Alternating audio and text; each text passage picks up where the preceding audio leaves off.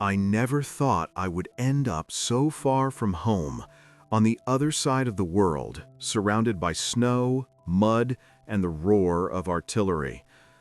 My story begins in July 1943, when I was drafted into the United States Army. I was 20 years old, dreaming of adventure, but reality proved far harsher. After a brief training period in Texas, we were sent to Europe, first to France, then through Poland and Belarus, and finally into the Soviet Union.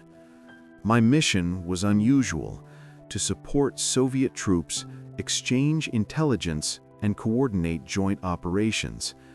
I remember my first voyage across the Atlantic. Storm waves tossed the ship from side to side, and I held a letter from a girl named Emily, trying to imagine her face, her laughter that always could chase away any sorrow. But when we arrived at a port near Leningrad, all thoughts of home were replaced by cold, snow, and the roar of bombings. Upon arrival, I was assigned to a small unit composed of Russian soldiers. I was greeted by Sergeant Alexei, tall, with a stern look but a soft smile. He immediately said, "We're in this together. Trust us, and we'll have your back." I barely understood Russian, and they spoke no English, but their eyes and the looks of the other men spoke volumes. These were true people who would never abandon a comrade in need. Our first battle took place near Smolensk. The Germans launched a sudden attack on a village, and we were thrown in to defend a bridge over a river. I remember Alexei grabbing my shoulder and shouting, "Run! Cover the fire!" My rifle shook in my hands as I fired at shadows moving among the ruined houses. Death seemed to hang in the air, but the Russian soldiers were an unshakable support. We covered each other, shouted, laughed through tears, and whenever someone fell, another would lift him to his feet. By the end of the summer of 1943, we were advancing through the forests and fields of Belarus. Destroyed villages, burned houses, frightened children, all of it remained in my memory. But alongside that, I saw the strength and resilience of the Russian people. In the battles near Orsha, I first truly felt friendship and mutual support. One of our snipers, Ivan, covered me as I climbed onto a rooftop to set up an observation post. His eyes said, "You are not alone. We are here." The winter of 1943-1944 found us in Poland. The frost was unbearable. Snow blocked trenches and ditches, and the wind caused frostbite among the men. We lost people, those who couldn't warm themselves in time or were caught in enemy fire. But every time we sat by a fire, Alexei, Ivan, and the others shared their last bread, laughed at jokes to keep our humanity alive. I realized that these people were the finest I had ever met. In the spring of 1944, I received a short letter from Emily. She wrote that she was waiting for me, that she believed I would return.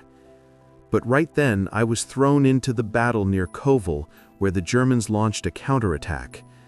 Russian friends saved me when I got stuck in the crossfire. Andrei, a young soldier with bright eyes, extended his hand, "Follow me," and pulled me from under the debris. That's when I understood that love and duty could coexist.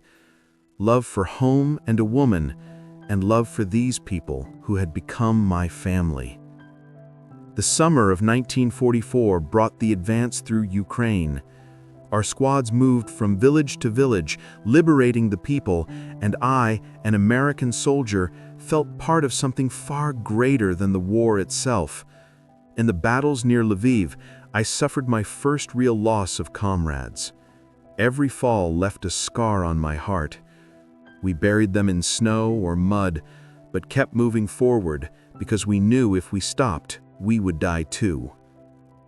In the fall of 1944, I faced my first serious injury.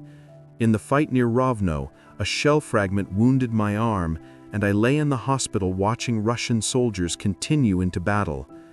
Local women brought food, cared for the wounded, and I began to understand that these people were of a different sort, kind, strong, and incredibly brave. At the beginning of 1945, we took part in the final advance on Berlin. The greatest horrors of war blended with heroism and humanity. I watched Russian soldiers throw themselves on tanks to save their comrades, carrying the wounded under a hail of bullets.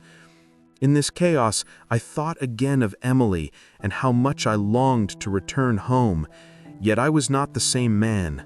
This war had changed me forever. In April 1945, as Berlin fell and the war in Europe ended, I stood on the roof of a ruined building and looked at the city. The Russian men around me smiled through exhaustion and blood. We had survived the impossible, supporting one another. I realized I would never forget them, the people who taught me courage and humanity. A few months later, I returned to America.